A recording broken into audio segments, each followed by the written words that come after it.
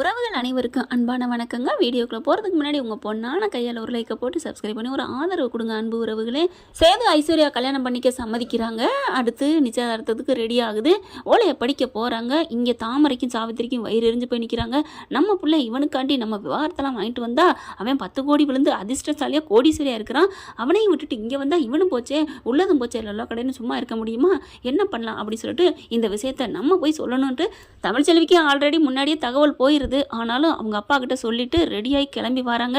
நிச்சயதார்த்த ஓலை படிக்க போகல தமிழ்ச்செல்வி வந்து நிறுத்துங்க அப்படின்னு சொல்லிட்டு, என்னம்மா உனக்கு பிரச்சனை? எங்களத்துல தாலி இருக்கல, இவங்க இப்படி நிச்சயதார்த்தம் பண்ண முடியும் அப்படின்னு கேட்க எல்லாரும் பார்க்குறாங்க. சரிம்மா, இப்போ நாங்கள் இப்போ ஒரு இதே எல்லாரும் ஊர் மக்கள் கூடியிருக்கோம், தலைவர்லாம் இருக்கிறோம், உனக்கு வாழ சம்மதமா அப்படின்னு சொல்ல, எனக்கு வாழ சம்மதம் இல்லை அப்படின்னு தமிழ்ச்செல்வி சொல்ல, சேதுபதி அதே மாதிரி தான் எனக்கு தமிழ்ச்செல்வியோட வாழ்றதுக்கு விருப்பம் இல்லை அப்படிங்கிறாரு. சரி பிரித்து விட்டுறலாம் அப்படிங்கிறாங்க. அப்பா தடந்துட்டு, அடியே வயிற்றுல புள்ளைய வச்சுட்டு ஏன்டி இப்படி பண்ணுற அப்படின்னு கத்துறாங்க. என்னம்மாச்சி, நானாக பண்ண மாதிரி பேசுகிறீங்க? என்ன வேணான்ட்டு தானே இப்போ ஒரு நிச்சயார்த்தமே நடக்க போகுது, கல்யாணத்துக்கு தானே இந்த நிச்சயார்த்தம், என்ன நான் மேலே என் மேலே தப்பு மாதிரி நான் பண்ணுறது தப்புங்கிற மாதிரி பேசுகிறீங்க அப்படி சொல்ல, ராஜாங்கம் ஐயா அப்படிங்கல அம்மாவை என்ன சொல்ல முடியும்? அவர் சேதுபதியோட முழுமா, நான் ஒன்றும் பண்ண முடியாது அப்படின்னு சொல்லிடுறாரு. அதுக்கப்புறம் வக்கிய குளத்தை வச்சு பிரித்து போடுறாங்க. எந்த ஒரு வழக்கம்னு தெரியலங்க, உங்களுக்கு தெரிஞ்சால் கமெண்ட்ஸில் சொல்லுங்கள் ஃப்ரெண்ட்ஸ். வாக்கிய குளத்தை கொடுக்குறாங்க. 2 பேர் கையிலையும். வேணான்னு அப்பா அப்படியே துடிக்குது, கதறுது. ஈஸ்வரிக்கு சந்தோஷம் தாங்கலை. ஐஸ்வர்யா பரவாயில்லடி, அவளை வச்சுக்கிட்டே பண்ணுறமே நினச்சோம், இப்போ அவளாவே வந்து நம்ம வழியில் விழுந்துட்டா, எல்லாம் முறிச்சுக்கிட்டு போகிறா, இப்போ நீ நிம்மதியாக ஃப்ரீயாக நீ சேதுபதி கையால் தாலி கட்டிக்கலாம், இப்போயே கூட தாலி கட்ட சொல்லிடுங்க அத்தை அப்படின்னு சொல்ல, சும்மா இரு, இவளுக்கு அவனுக்கு முறிஞ்சு போச்சுன்னா ஊரறிய கல்யாணம் பண்ண போகிறான், அவரும் அமைச்சராக கூட ஆனாலும் அவன் புருஷன் பாரு, நீ அமைச்சர் பொண்டாட்டி ஆக போகிற அப்படின்னு இதுங்கெல்லாம் சந்தோஷமாக இருக்கிற நிலையில், பிரிங்கப்பா பிச்சு போடுங்க அப்படி சொல்ல, அப்படியே பார்க்குறாங்க. சேது கையை பிரித்து அப்படியே பிக்க போயில தமிழ்ச்செல்விட்டே கையை கொடுக்குறாங்களா, அந்த கயிறு அதை பிரிக்க போகிறாங்க. பெரிய மந்த கருப்புன்னு அம்மாச்சி இப்படி துடிக்குது. அங்கே வசந்தியும் பெத்த தாய் அதுவும் துடிக்குது. இங்கே பார்த்தா கையிருந்து அப்படி முறிக்காமல் கீழே போட்டு அப்படியே அம்மானு கத்திக்கிட்டு தமிழ்ச்செல்வி விழுகிறாங்க. என்னாச்சு தமிழ் அப்படின்னு எல்லாரும் கதற துடிக்க, அப்படியே ஒரு மாதிரி அப்படியே சாஞ்சு விழுக.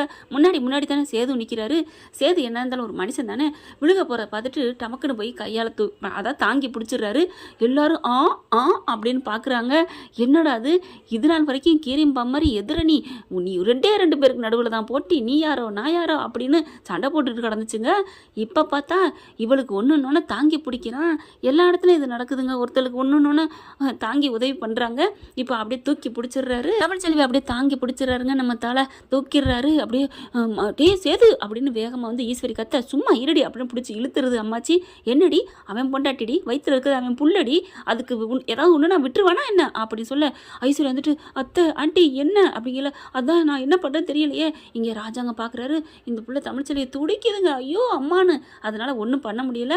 அப்போ என்ன பண்ணுதுட்டே, பாவண்டா, அது நம்ம வீட்டு வாரிசுடா, மற்ற பிரச்சனை எல்லாத்தையும் விடு, வண்டியில் தூக்கி போட்டு போடா, ஆஸ்பத்திரி கொண்டு வாடா, அது வயிற்றுக்கு இருக்குது, உன் அம்மாடா அப்படி சொல்ல, அப்படியே பார்க்குறாரு ராஜாங்கத்தை. சரின்னு அப்படியே கண்ணை அசைக்கிறாரு. வேறு வழியே இல்லை, தூக்கிக்கிட்டு போகிறாங்க. சரி, அப்படியே தமிழ்ச்செல்வி கதறாங்க, அம்மான்னு துடிக்கிறாங்க. ஆஸ்பத்திரிக்கு வண்டியில் போட்டு கொண்டு போக, இந்த ஓலை பிரித்து போகிறது நின்று போச்சு, நிச்சயதார்த்தமும் நின்று போச்சு. மாமா அப்படின்னு ஈஸ்வரி இருந்துட்டு தவிக்குது. சாவித்திரிக்கு சந்தோஷம் அதானே வேணும் அம்மா அப்படின்னு ஐஃபை அடிச்சுக்கிறதுங்க 2 பேரும் ஆத்தாலும் மகளும்.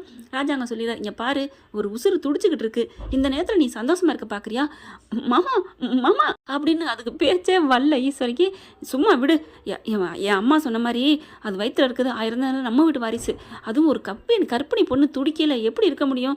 என் மனித நேயமுள்ள ஒரு மனுஷன், அவன் பண்ணுறதான் கரெக்டு, எல்லாம் முடிச்சுக்கலாங்க, இன்னொரு நாளைக்கு நாங்கள் வச்சுக்கிறோம், மன்னிச்சுக்கோங்க எல்லாரும் அப்படின்னு ராஜாங்க எல்லாரையும் சொல்ல, பரவாயில்லைங்க, இது நடக்கிறது யாருமே தப்புன்னு சொல்ல முடியாது, எல்லாம் இன்னொரு நாளைக்கு பார்த்துக்கலாம் அப்படிங்கிறாங்க. இல்லை இருங்க, ஆஸ்பத்திரியில் சேர்த்துட்டு சேது வந்துடுவான், நிச்சயத்தை நடப்போமா, இன்னொரு நாளைக்கு பண்ணுவோம், எங்கே போகுது அப்படின்னு சொல்ல, ஆண்டி ஐயோ புள்ள பிறந்தா மாறிடுவானா அப்படின்னு நினச்சி இங்கே கவலையில் இருக்க, அப்போ தான் கிளம்பி போயிருந்தா ஆஸ்பத்திரியில் கொண்டு சேர்க்குறாங்க. துடின்னு துடிக்குது தமிழ்ச்செல்வி. சேதுவே அப்படியே ஒரு மாதிரி ஆகுறாரு.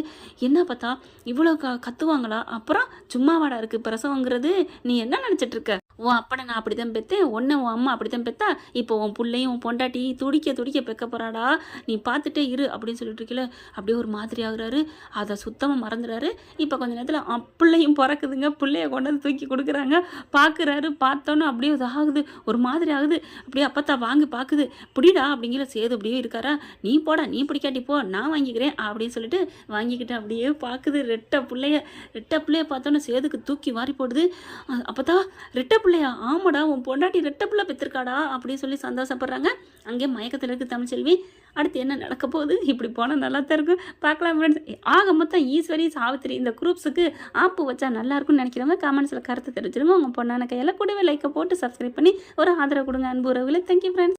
இந்த வீடியோ உங்களுக்கு பிடிச்சிருந்தா தயவு செய்து லைக் பண்ணுங்க. இன்னும் அப்டேட்ஸ்க்காக சேனலை சப்ஸ்கிரைப் பண்ண மறக்காதீங்க. நம்ம கிட்ட இருக்க எல்லா சேனல்ஸோட லேட்டஸ்ட் வீடியோ அப்டேட்ஸ்க்காக மேல ரைட் சைடுல காட்டுற லிங்கை கிளிக் பண்ணி வாட்ஸ்அப் குரூப்ல ஜாயின் பண்ணுங்க. உங்களிடம் விடைபெறுவது நான் உங்கள் மெஹர்.